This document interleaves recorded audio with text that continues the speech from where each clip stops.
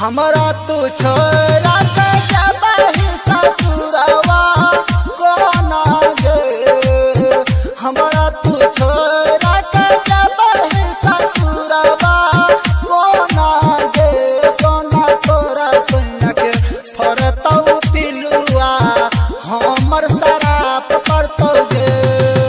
DJ Rahul बाबू recording by मां Lakshmi studio Kusheshwar बाजार कुशेश्वर बाजार मिक्स बाय राहुल बाबू। मंगिया सजाई के एला तू हमरो गाना मांगे। मंगिया सजाई के एला तू हमरो गाना मांगे। सोना तोरा सैया के फरतौ पिलुआ हमर शराब करतौ गे। डीजे राहुल बाबू फरतौ पिलुआ हमर कुशेश्वर बाजार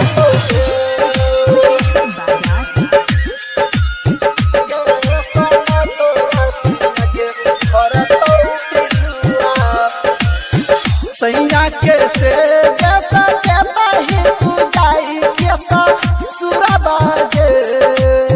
सैया के से जैसा के बही तू जाई के सुरबा गे। सोना तोरा सैया के फरतौ पिलुआ हमर शराब करतौ गे। डीजे राहुल बाबू रिकॉर्डिंग बाय मां लक्ष्मी स्टूडियो कुशेश्वर बाजार। राइटर रूप सका है छौ महीने लेकर हना मांगे। राइटर रूप सका है छौ महीने लेकर हना मांगे।